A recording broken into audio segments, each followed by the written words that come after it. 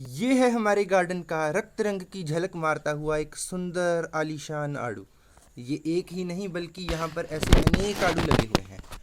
ये देखिए कैसे दो दो की जोड़ी में, यहाँ तक कि तीन तीन की त्रिकोणी में भी लगे हुए हैं। आज का हमारा टॉपिक इसी पर बेस्ड है कि आप अपने घर पर ऐसे आड़ू कैसे उगा सकते हैं और आपको किन गलतियों से हमेशा बचकर रहना है। तो चलिए वीडियो को शुरू करते हैं। सर्वप्रथम बिंदु है कि आप हमेशा ही एक ग्राफ्टेड पौधे का चयन करें, क्योंकि एक ग्राफ्टेड पौधा अपनी जीवन काल में जल्दी फल देने लगता है बजाय कि एक देसी या बीज से उगाए हुए पौधे की तुलना में। तो आप कोशिश करें कि ग्राफ्टेड पौधा लेकर आए। आपको हम बताते हैं कि ग्राफ्टेड पौधे में क्या होता है। एक रूट स्टॉक पौधा जो कि एक देसी प्रजाति का होता है, जो बीज से उगाया होता है, उसके ऊपर एक बढ़िया पौधे की टहनी जिसको सायन कहते हैं, उसको उसके साथ जोड़ दिया जाता है और उसमें एक ऐसी गांठ बन जाती है। हालांकि ये गांठ छोटे पौधे में इतनी ज़्यादा दृष्टिगोचर नहीं होती, बल्कि जैसे जैसे पौधा बड़ा होता है ये गांठ बड़ी होती जाती है। और इसी के साथ ही मैं आपको बताना चाहता हूँ कि एक बड़ी गलती जो आप कभी ना करें, और वो है कि इस गांठ को जहाँ पर ग्राफ्टिंग का जॉइंट हो उसको ज़मीन के नीचे गाड़ना। मैंने यही गलती करी थी। फिर मुझे मेरा पौधा ये बिल्कुल बढ़ नहीं पा रहा था जब ये पौधा इतना सा था।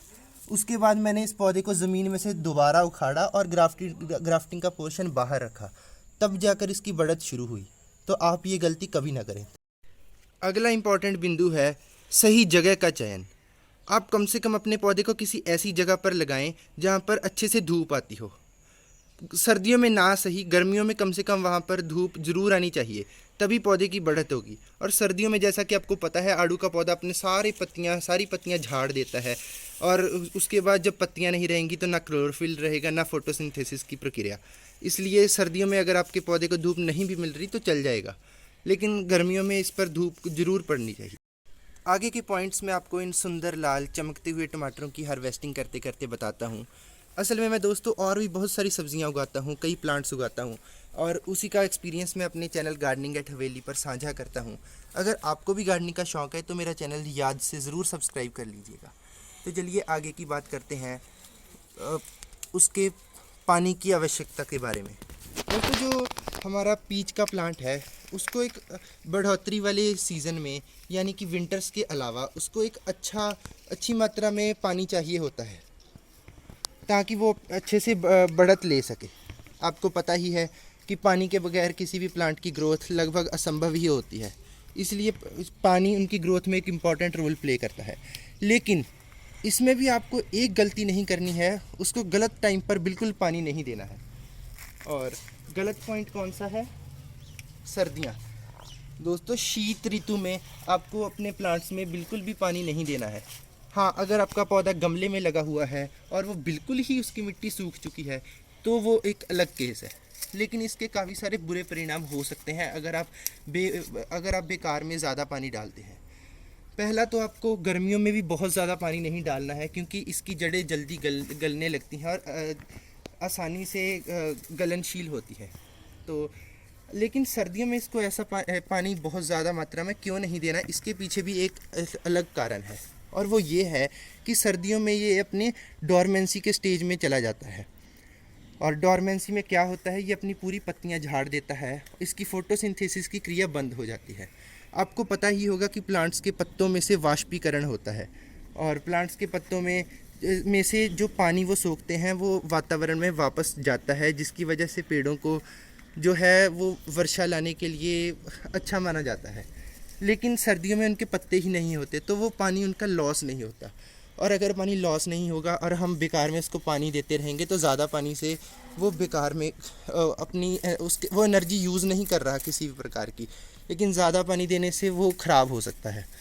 उसके अलावा जब प्लांट जो है वापस वसंत ऋतु की ओर अग्रसर होता है और उसकी नई पत्तियां निकलनी शुरू होती हैं, तो उसी की वजह से उसमें नए फूल आते हैं और फल आते हैं।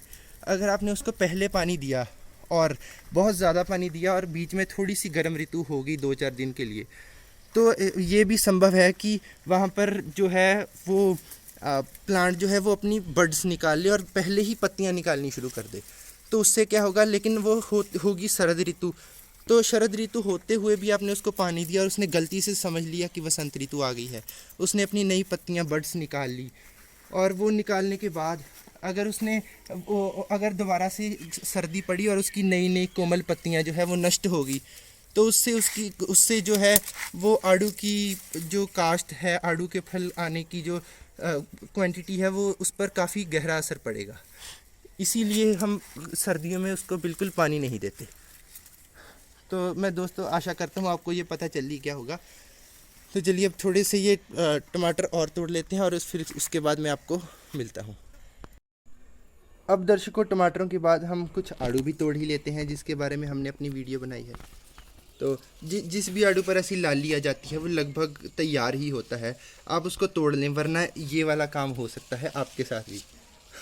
ये एक सुंदर आड़ू था, मैंने इसको थंबनेल में लगाने का भी सोचा था, लेकिन अब ये बुलबुल ने खा लिया है। चलो, कुछ हिस्सा वापस नेचर को चला गया, लेकिन अगर आप बचाना चाहते हैं तो आप इसको पहले तोड़ सकते हैं, ताकि ये पक्षियों से या और चीज़ों से बचा रहे। और अगर आपको पता चलता है कि ये पूरी तरह से नहीं पका हुआ, तो भी उसके लिए मैं आपको बताता हूँ कि आप क्या कर सकते हैं।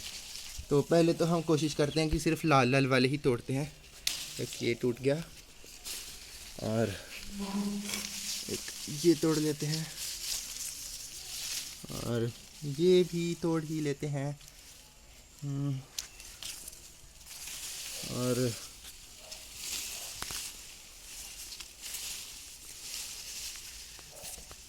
इसके बाद इसको तोड़ लेते हैं। तो अब मैं आपको बताता हूँ कि